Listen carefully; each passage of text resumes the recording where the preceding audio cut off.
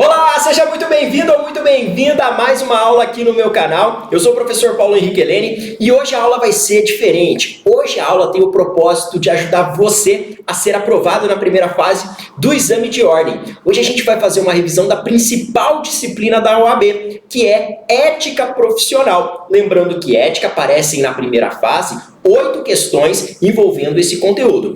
E aqui, nesse bloco, que tem o propósito de te auxiliar a gabaritar essa disciplina, eu vou te dar 8 temas que eu entendo como quentes para o próximo exame de ordem, que é o 32º, ok? Então, não deixa de esmagar um like aí no vídeo. Se você ainda não está inscrito no canal, se inscreva aqui, porque eu sei que tem muita gente que está assistindo as aulas aqui do canal e não está inscrito, beleza? Então vamos ao que interessa e bora, porque na tela eu te apresento o primeiro top tema para cair no exame de ordem na primeira fase. Olha só, é o artigo 7º do Estatuto da OAB, o 7º-B, que diz para nós que constitui crime violar direito ou prerrogativa de advogado, previstos nos incisos 2º, 3º, 4º e 5º do caput do artigo 7º desta lei. E aí vem lá uma pena de detenção de 3 meses a 1 ano e multa. Bom, isso é uma novidade inserida em 2019 no Estatuto da OAB, então trouxe para o Estatuto um tipo penal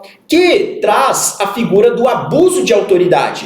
E você não pode esquecer disso para a primeira fase do exame de ordem. Aliás, quais são aquelas prerrogativas que, se violadas, geram a responsabilidade do agente violador pela prática do abuso de autoridade? Ali, o Estatuto fez menção a 4 incisos e eu quero revisá-los agora com você. Olha só, é a violação ao inciso 2º e 3º que dizem o seguinte: a inviolabilidade de seu escritório ou local de trabalho, bem como de seus instrumentos de trabalho, de sua correspondência escrita, eletrônica, telefônica e telemática, desde que relativas ao exercício da advocacia. No inciso 2º ali do artigo 7º, você tem a inviolabilidade do escritório do advogado, entendeu? É um direito do advogado, uma prerrogativa do advogado, ter seu escritório inviolável. Lembrando que é uma inviolabilidade relativa, porque é possível a gente flexibilizar isso no caso de uma busca e apreensão, quando o advogado seja alvo ali da investigação, certo? Mas se, por exemplo, não for obedecida essa prerrogativa aqui, não for atendido esse direito do advogado de inviolabilidade, exceto lá no caso da busca e apreensão, quando formalizada, quando tiver uma decisão judicial, uma ordem pormenorizada, quando ela for cumprida a busca acompanhado por um representante da OAB, fora esse caso, se eu tiver uma violação à inviolabilidade, isso gera responsabilidade pelo crime de abuso de autoridade previsto no artigo 7º-B. Outra violação ao dispositivo aqui que gera responsabilidade pelo abuso de autoridade é o quê? Comunicar-se com seus clientes pessoal ou reservadamente, mesmo sem procuração, quando esses se acharem presos, detidos ou retidos em estabelecimentos civis ou militares, ainda que considerados incomunicáveis. A gente sabe que essa última parte aqui não foi recepcionada pela Constituição e que você tem aqui um direito do advogado que traduz a ideia de falar diretamente com o cliente, ainda que se encontre preso. Se alguém, porventura, impediu o advogado de falar com o cliente nesse tipo de situação, essa pessoa pratica o crime de abuso de autoridade previsto ali no Estatuto da OAB. Existem ainda mais 2 dispositivos aqui que a gente tem que examinar, porque a violação do inciso 4º e 5º também gera a responsabilidade pelo abuso de autoridade. Olha só, ter a presença de representante da OAB quando preso em flagrante por motivo ligado ao exercício da advocacia, para a lavratura do auto respectivo, sob pena de nulidade. E nos demais casos, comunicação expressa seccional da OAB. Então garantia do advogado, se ele for preso em flagrante por um crime relacionado ao exercício da sua função, deve acompanhar a lavratura do auto de prisão em flagrante um representante da OAB. Agora, se for um crime estranho à profissão de advogado, por exemplo, ele foi para balada, saiu da balada bêbado, pegou o carro e caiu numa blitz, deu um 306 lá do CTB. Nesse caso, não tem nada a ver com a atividade profissional dele. Nesse caso, a gente só faz a comunicação expressa a seccional da OAB. Ok. Agora, se não for observado isso, por exemplo, o delegado de polícia não observa que o crime tinha a ver com a atividade de advogado e não chama o representante da OAB. Opa, abuso de autoridade, ok? E a outra situação é a seguinte: não ser recolhido preso antes de transitado em julgado, senão em sala de estado maior, com instalações e comodidades condignas e, na sua falta, em prisão domiciliar. É garantia do advogado, é direito do advogado ser recolhido em sala de estado maior. Ele não vai para a penitenciária normal, não vai para a cela lá da penitenciária, entendeu? É garantia dele, é direito, prerrogativa, o quê? A sala de estado maior. Não sendo observado esse dispositivo, isso gera a responsabilidade por quem aqui impediu o acesso do advogado à sala de estado maior, por quem não colocou o advogado na sala de estado maior, gera a responsabilidade pelo crime de abuso de autoridade, que é o 7º B. Ok? Beleza? Tudo certo? Memorizou então essas 4 situações? Ok. Agora, cuidado. Ô professor, é novidade esse crime de abuso de autoridade? Não, ele não é novidade. Essa alteração que a gente trouxe aqui para a aula, ela merece uma observação muito importante. Olha só, muito importante você ter em mente isso. Na verdade, essa alteração, o que ela fez? Ela restringiu as condutas criminosas ali quando eu tenho violação de prerrogativa dos advogados. O que significa dizer? Essa alteração promovida pelo legislador restringiu as hipóteses de abuso de autoridade. Antes dessa lei, qualquer violação à prerrogativa do advogado gerava responsabilidade pelo abuso de autoridade. Entendeu? Seu examinador pode querer trabalhar com essa pegadinha. Por exemplo, antes qualquer prerrogativa que fosse violada, o agente violador respondia pelo abuso de autoridade. Agora, tome cuidado. Se, por exemplo, o advogado chegar lá para conversar com o juiz e o juiz falar, eu não vou te atender, e você sabe que é uma garantia do advogado, é uma prerrogativa do advogado, ali não precisar marcar horário, ser atendido pelo próprio magistrado, é uma prerrogativa, é um direito do advogado, está lá no rol do artigo 7º. Se o magistrado falar, não quero saber de atender você, nesse caso aí o magistrado ele não praticou o crime de abuso de autoridade. Com relação às demais condutas aqui, tem se afirmado na doutrina que houve abolitio criminis, entendeu? Porque antes, violação de qualquer prerrogativa gerava o abuso de autoridade. Agora, é somente nessas 4 situações que eu elenquei para você. Por isso que eu anotei aqui na tela para você o seguinte. Então, observe. E se quiser, anota aí no seu caderno. Na verdade, o que houve foi uma restrição às condutas consideradas criminosas quando se trata de violação de prerrogativa dos advogados. Pois na redação do artigo 3º-J, considerava criminosa qualquer violação dos direitos e garantias legais assegurados ao exercício profissional. Então, o artigo 3º-J da antiga lei de abuso de autoridade. Com o advento da nova lei de abuso de autoridade, somente a violação aos direitos previstos, então, no inciso 2º, 3º, 4º e 5º do estatuto ali, que vai ser considerado crime. Pegou isso? Primeira, então, grande sacada, grande tema para cair no exame de ordem. Anotou no seu material? Não vai esquecer na hora da prova? Se cair, eu quero que você comemore, porque você vai acertar essa questão. Maravilha? Vamos para mais um tema aqui? Bora para o próximo tema. Atividades da advocacia. Também é uma novidade que tem no estatuto. E tudo que é novidade tem uma alta probabilidade de aparecer na prova. Aqui a dica é bem objetiva. Com relação à atividade da advocacia, foi incluído no Estatuto da OAB o quê? O artigo 3º-A, que afirma para nós que os serviços profissionais de advogados são de natureza, o quê? Técnica e singular, tá bem? Natureza técnica e singular, quando comprovada a sua notória especialização nos termos da lei. Eu quero que você lembre, então, dessa natureza técnica e singular. Repita aí comigo, técnica e singular. Então, o que diz o artigo 3º-A? Serviços profissionais de advogados são técnicos e singulares. Professor, e o que é essa notória especialização que o legislador faz menção ali, ó? Ó, considera-se notória especialização o profissional ou a sociedade de advogados cujo conceito no campo de sua especialidade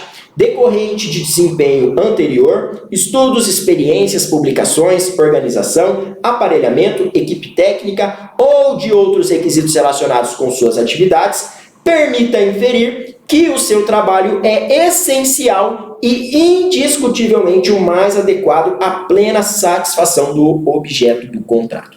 Ok? Então, ó, principalmente com relação a esse tema, eu quero que você lembre aqui dos serviços profissionais do advogado, que tem natureza ali técnica e singular. Não esqueça disso na hora da sua prova. Então, essa foi a segunda dica. Lembrando que quando a gente pega uma dica aqui, eu acabo desdobrando ela e acaba se tornando mais de uma dica. Então, a gente não está vendo 8 dicas aqui nesse bloco, a gente vai ver muito mais que 8 dicas. Vem aqui comigo. Prosseguindo, então, aqui nossa revisão. Olha só. Advocacia pro bono. Meu palpite aí, advocacia pro bono. Não caiu no último exame de ordem, então tem uma probabilidade de aparecer agora na sua prova. Lembra que a advocacia pro bono é advocacia para o bem. E ó, 2 questões aqui que você não pode se esquecer. Características da advocacia pro bono e as hipóteses que eu não posso exercer atividade de advocacia pro bono. Quais são as características da advocacia pro bono? Lembra aqui, ó, a advocacia pro bono é uma prestação gratuita, eventual e voluntária. Gratuita, eventual e voluntária. Para você memorizar, você vai se recordar do VEG. VEG. Professor, que loucura é essa? O que é esse VEG? Voluntária, eventual e gratuita. São as características da advocacia pro bono. Se, por exemplo, na prova falar que a atividade da advocacia pro bono pode ser exercida de maneira habitual, tá errado. Pode ser remunerada? Não. Essa advocacia ela tem a finalidade de ajudar as outras pessoas que não têm condições de contratar um advogado, entendeu? Então, é incompatível remuneração com esse tipo de atividade que tem uma finalidade aí altruísta. E olha só, quais são as vedações da advocacia pro bono? Olha aqui o que fala o estatuto, ou melhor, o código de ética, porque a advocacia pro bono está no código de ética. Parágrafo 2º diz que a advocacia pro bono pode ser exercida em favor de pessoas naturais e que igualmente não dispuserem de recursos para o prejuízo do próprio sustento, contratar advogado. Mas o grande tema aqui é o parágrafo 3º, que são as hipóteses em que a advocacia pro bono não pode ser utilizada. Vamos lá. 3 situações. Para fins político-partidários ou eleitorais, e também não pode beneficiar qualquer instituição que tenha tal objetivo, e nem pode ser utilizada como instrumento de publicidade para captação de clientela. Olha só, você não pode pegar e advogar de forma gratuita, eventual, entendeu? Com finalidade eleitoral. Pô, eu vou trabalhar de graça ali, eu vou ajudar certas pessoas para que essas pessoas depois votem em mim. Estou candidato aqui a vereador, entendeu? Outra coisa, você não pode utilizar esse tipo de atividade com fins político-partidários. Não pode, não faz o menor sentido. E também não pode utilizar isso com finalidade de captação de clientes. Você não pode falar que você está advogando gratuitamente ali em determinadas situações como instrumento de publicidade para você angariar clientes em massa, ok? Então são 3 vedações. Fins político-partidários não pode, eleitorais não pode, ou qualquer instituição que tenha tal finalidade, e também não pode utilizá-la como instrumento para captação de clientela. Ok? Lembra então do VEG, as características e das vedações. Com isso, a gente já pode avançar para o próximo tema aqui que eu entendo pertinente você revisar na véspera da prova. Olha só, licenciamento do advogado. Licenciamento, esse estudo do licenciamento você tem que tabelar com o cancelamento. Eu não trouxe aqui as hipóteses de cancelamento, mas eu vou fazer menção rápida. Bom, o que diferencia licenciamento de cancelamento? Para você guardar a diferença, lembra que as hipóteses de licenciamento elas têm um cunho temporário. Agora, o cancelamento da inscrição tem um cunho permanente. Em ambas as situações, seja você se licenciar ou cancelar a inscrição, você não precisa mais pagar a anuidade da OAB, entendeu? Mas tem uma consequência diferente. Quando você faz o licenciamento, o seu número de inscrição, ele fica lá paralisado. Se você voltar a exercer regularmente a atividade de advogado, aquele número permanece o mesmo. Agora, se você cancela, o seu número ele vai ser riscado. Se porventura depois, no futuro, você voltar a ser advogado, você recebe um novo número de inscrição. Tudo bem? Tem essa diferenciação. Quais são as hipóteses de licenciamento? O artigo 12 traz aqui para você. Diz que licencia-se o profissional que assim o requerer por motivo justificado. Aqui já tem uma diferença que o examinador pode te sacanear. É diferente do cancelamento. É diferente do cancelamento. Por quê, professor? Para você se licenciar, você tem que dizer o porquê. OAB, eu quero me licenciar. Por quê? Porque eu vou fazer um mestrado no exterior. Então eu vou ficar 2 anos lá em Portugal estudando e durante esse período de estudo eu não vou conseguir exercer minha atividade de advogado. Não vai dar para atender os clientes pela distância, deslocamento e tudo mais. Então não faz sentido eu ficar pagando anuidade. Justificou, pediu licenciamento. Lembrando que é algo temporário. Você vai fazer o mestrado, depois você vai voltar e vai continuar advogando. Então você, nesse caso, pleiteia o licenciamento. Agora, o cancelamento. O cancelamento ele não precisa ser justificado. No cancelamento não tem justificativa. Ó, anota aí, ó. Não precisa de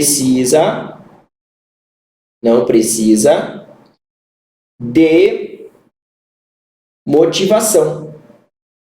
Não precisa de motivação. Você não precisa justificar o caso de cancelamento. O cancelamento, você simplesmente pode chegar para a OAB e falar: ó, não quero mais advogar, enjoei da profissão de advogado, entendeu? E aí, seu número de inscrição vai ser cancelado. Professor, enjoei de ser advogado. Aí fui fazer outra coisa da minha vida. Depois, eu quero voltar a ser advogado. Eu posso voltar? Pode, desde comprovados os requisitos da inscrição que faltam, entendeu? Lá do artigo 8º. Você pode sim. O fato de você cancelar não te impede de voltar ao quadro de advogados. Caso você volte, você recebe daí um novo número de inscrição. Beleza? Tudo bem? Quais são as outras hipóteses de licenciamento? Ó, quando você passa a exercer em caráter temporário atividade incompatível com o exercício da advocacia.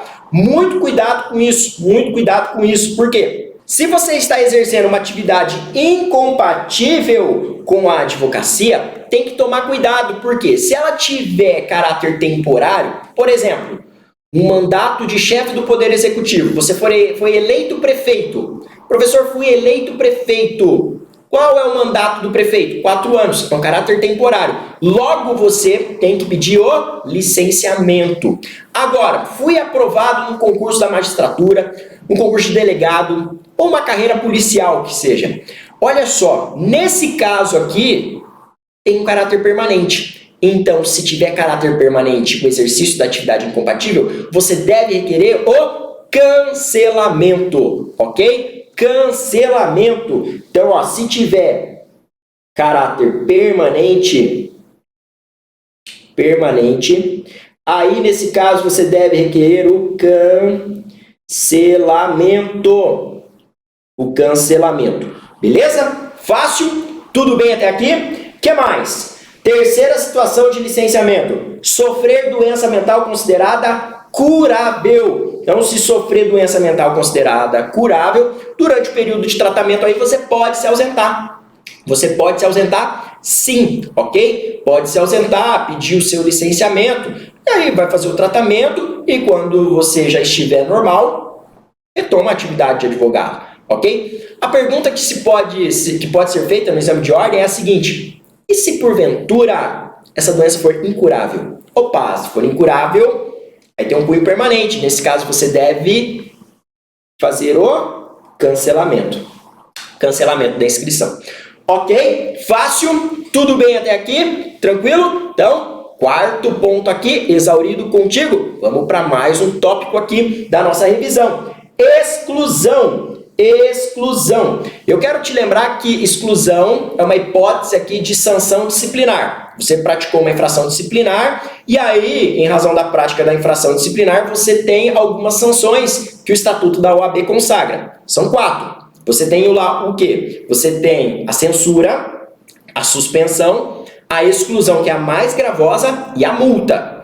Quais são as hipóteses de exclusão? Que é o que eu quero lembrar com você aqui na nossa revisão. Quando que eu vou ter a prática de uma infração que gera exclusão? Cuidado! A exclusão somente é aplicável nesses casos aqui, ó. Quando por 3 vezes você tiver a aplicação da suspensão, então, ó, foi aplicada 3 vezes a suspensão, aí isso gera a exclusão.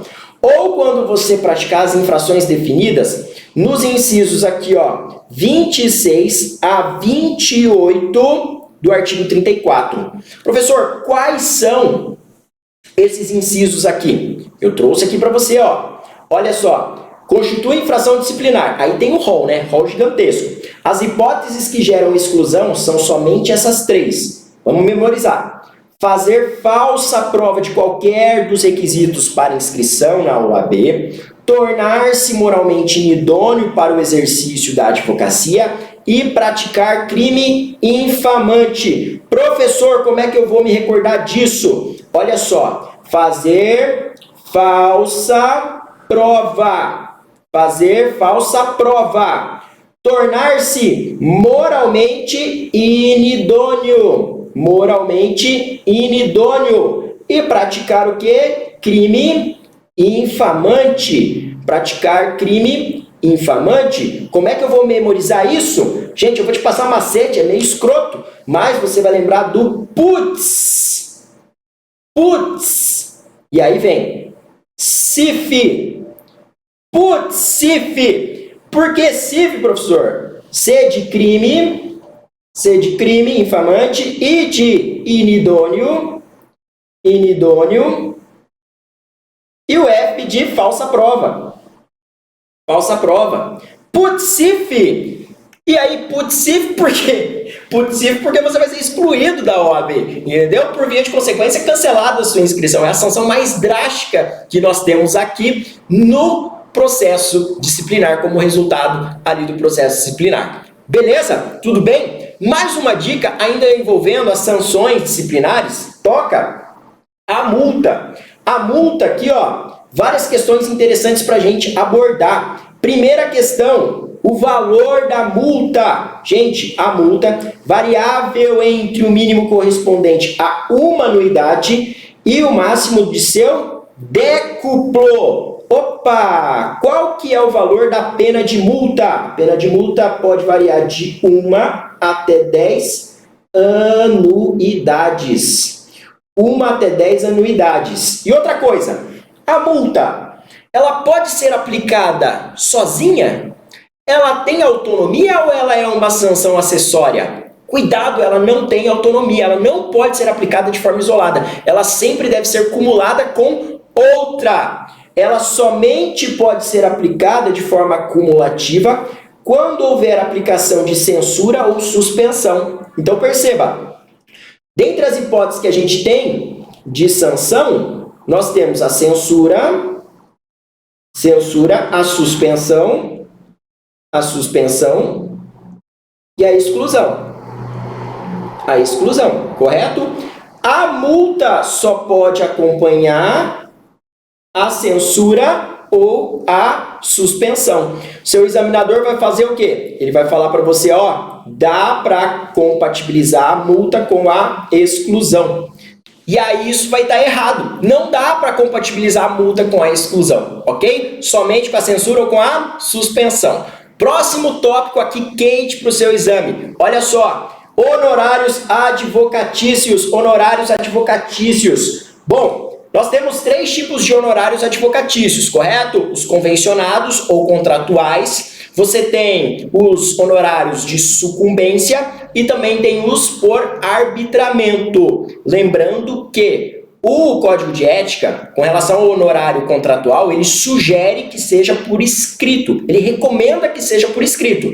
Mas nada te impede de fazer verbal. É claro que se você fizer por escrito é muito melhor, porque daí você vai ter um título executivo, entendeu? Aí você, caso o cliente não te pague, você já entra com o processo de execução. Agora, se você faz de forma verbal, você vai ter que entrar com uma ação de conhecimento, ação de cobrança, então demora muito mais. Por isso, o Código de Ética te recomenda, faça por escrito. Beleza. Agora, uma questão muito boa para cair na sua prova. Prazo prescricional. Vem aqui comigo. Prazo prescricional. Prescreve em 5 anos a ação de cobrança de honorários de advogado. Contado o prazo. Aí, ó, primeira coisa que você tem que saber. Qual é o prazo? 5 anos. 5 anos fácil de memorizar. 5 anos muito fácil de memorizar. Mas o seu examinador vai querer saber mais. Eu conto esses 5 anos a partir de quando? A partir de quando? Do vencimento do contrato, se houver contrato, ou do trânsito em julgado da decisão que os fixar, no caso de honorários por arbitramento, da ultimação do serviço extrajudicial, ou da desistência ou da transação, ou ainda da renúncia ou revogação do mandato. Beleza? Então, são essas hipóteses aqui, ó, que você tem que tomar cuidado. Qual que é o termo inicial? Quando que eu começo a contar esses 5 anos? Do vencimento do contrato, se houver, do trânsito em julgado da decisão que fixar, da ultimação do serviço extrajudicial, da desistência ou da transação, ou da renúncia ou revogação do mandato. Vamos aproveitar e dar uma dica aqui. Qual a diferença entre renúncia e revogação? Renúncia é um ato do advogado. Revogação é um ato do cliente. O cliente revoga os poderes que ele outorgou ao advogado. Então, mais um bizu aqui para você não se esquecer na hora da prova. Vem aqui comigo, gente. Mais uma questão para a gente trabalhar. Olha só, ainda sobre honorários. 2 dicas. Na hipótese de adoção de cláusula cota litis, os honorários devem ser necessariamente representados por pecúnia. E quando acrescido dos honorários de sucumbência, não podem ser superiores às vantagens advindas a favor do cliente. Tem que lembrar então dessa cláusula cota litis, que é uma cláusula de êxito. Caso a gente ganhe, o advogado recebe aí uma premiação, um X, uma porcentagem. Lembrando que tem que se atentar a esses critérios. E além disso, tem mais uma coisa que eu quero relembrar com você. Olha aqui que interessante. Que é lícito ao advogado ou à sociedade de advogados, para o recebimento de honorários, empregar sistema de cartão de crédito mediante credenciamento junto à empresa operadora do ramo. Olha que chique! O cliente pode passar o cartão no seu escritório, entendeu? Você pode ter um sistema de cartão de crédito aqui para receber os honorários. Isso já caiu na prova da OAB, não se esqueça, porque às vezes você não viu isso aqui, você pensa, pô, será que o advogado pode receber por cartão de crédito? Que moderno, né? É isso aí, pode sim. Inclusive, isso está expresso lá no Código de Ética. Próxima e última questão para a gente trabalhar aqui na nossa super revisão. Publicidade do advogado. Pô, o advogado pode fazer publicidade? Pode sim, pode fazer publicidade, desde que ela tenha caráter meramente informativo e o advogado ainda deve primar pela discrição e sobriedade. Não se esqueça disso, tá? Publicidade pode ser feita? Pode, desde que tenha caráter informativo e ainda o advogado se atente à discrição e sobriedade. Não pode ser nada espalhafatoso, tá bem? Não pode ser nada apelativo à publicidade do advogado. E aqui eu quero lembrar com você as hipóteses de vedação à publicidade. Olha aqui comigo o artigo 40, porque o artigo 40 diz que os meios utilizados para a publicidade profissional hão de ser compatíveis com a direção, ou melhor, com a diretriz estabelecida no artigo anterior. Então, essas diretrizes que eu frisei para você. Sendo vedados, aí é vedado o quê? Olha aqui, vamos lá. A veiculação da publicidade por meio de rádio, cinema e televisão. Não pode fazer publicidade no rádio, cinema ou televisão. Não pode fazer uso de outdoors, painéis luminosos ou formas assemelhadas de publicidade. Não pode usar isso. As inscrições em muros não podem, paredes, veículos, elevadores ou qualquer espaço público não pode. Divulgação de serviços de advocacia juntamente com outras atividades ou a indicação de vínculos entre umas e outras. Posso pegar e divulgar, vem aqui no meu escritório que a gente presta serviços de consultoria tributária e a gente também tem serviços de contador, contabilidade. Não pode fazer isso, tá bem? Não pode mesclar a atividade da advocacia com outra. Também é proibido o fornecimento de dados de contato, como endereço e telefone, em colunas e artigos literários, culturais, acadêmicos ou jurídicos publicados na imprensa, bem assim quando de eventual participação em programas de rádio ou televisão, ou vinculação aqui em matérias pela internet. A única coisa que é permitida nesse tipo de caso é você fazer referência ao e-mail. Tá bem? Então, atenção. A única coisa que pode constar é o e-mail. Professor, publiquei um artigo num site jurídico. Pode colocar lá teu WhatsApp? Não pode. Você pode colocar, no máximo, o seu e-mail. Beleza? Por isso que em revistas, não sei se você já reparou, em revistas, quando tem coletânea de artigos, coloca-se lá o nome da pessoa, certo? Coloca qual é a profissão dela, se é advogado, a titulação e o e-mail apenas. Não se coloca outros contatos, beleza? O que mais? A utilização de mala direta e distribuição de panfletos ou outras formas assemelhadas de publicidade com o intuito de captação de clientela. Não pode panfleto, panfletagem, distribuir ali panfleto no sinal, não pode fazer isso no intuito de captação de clientes. E o que mais? Parágrafo único. Exclusivamente para fins de identificação dos escritórios de advocacia, é permitida a utilização de placas, painéis luminosos e inscrições em suas fachadas, desde que respeitadas as diretrizes previstas no artigo 39, ok? No artigo 39. Então, olha só que interessante. Pode ter aqui painel luminoso? Pode sim ter uma fachada do escritório bonita? Claro que pode. Só que deve observar a diretriz ali do caput do artigo que a gente examinou lá, que diz respeito a caráter informativo, discrição e sobriedade. Entendeu? Então, não se esqueça. É permitido placa, sim. Painéis luminosos, sim. Inscrições em fachadas. Mas deve respeitar as diretrizes que a gente viu. Beleza? Tudo bem até aqui? Com isso, pessoal, olha só.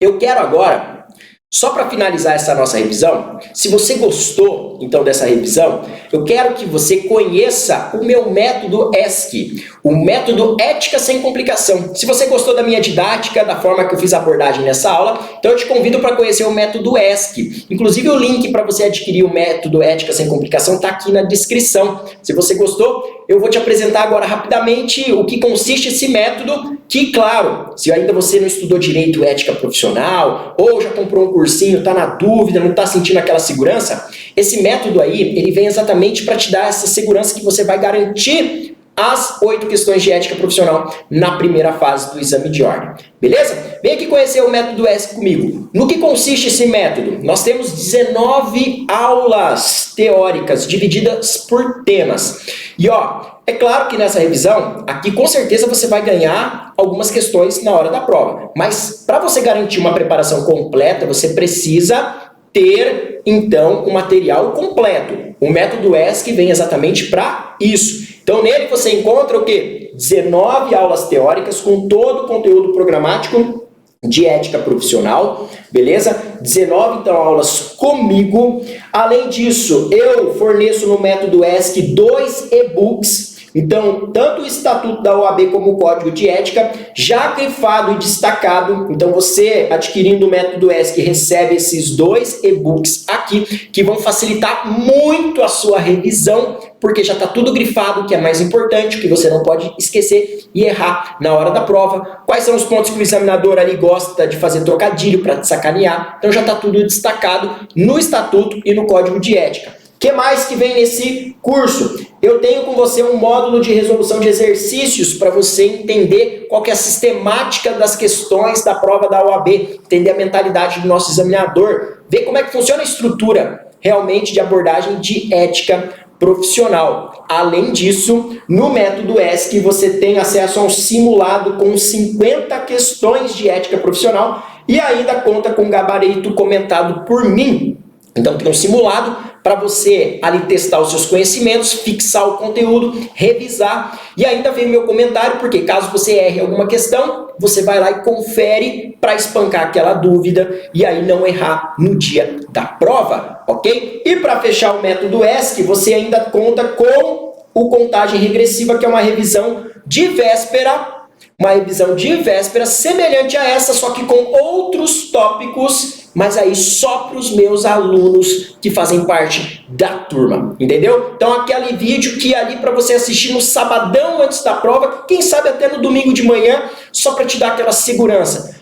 E quando você pegar o caderno de provas, no período da tarde, você dá a primeira folhada ali, pegar logo as primeiras questões de ética e falar: pô, eu acabei de ver isso, e já marca a alternativa correta. Isso vai te dar confiança para você enfrentar as demais questões da prova da OAB. Beleza? Espero que você tenha gostado. Não deixe de conferir, então, o link que está aqui na descrição do método ESC. Se você quiser estudar mais comigo. Ah, professor, não estou estudando para o 32º exame de ordem, estou estudando para o 33º, 34º. Gente, o método ESC ele vai ser atualizado para esses exames, então pode ficar tranquilo, o link vai estar aqui na descrição do vídeo para você adquirir esse produto fantástico aí, e eu quero estar ao seu lado nessa preparação, ok? Olha só, se você gabaritar a ética profissional, se essa aula foi válida para você, então me manda uma mensagem no dia da prova, entendeu? Quando corrigir lá a prova, pô, gabaritei ética, eu lembrei das aulas do professor Paulo, manda uma mensagem para mim no Instagram, me acompanha lá no Instagram, é @phln, facinho de me acompanhar, eu também vou deixar o link do meu Instagram aqui para você me acompanhar lá. Espero que você tenha gostado então desse encontro, continue acompanhando as aulas aqui do canal e um forte abraço!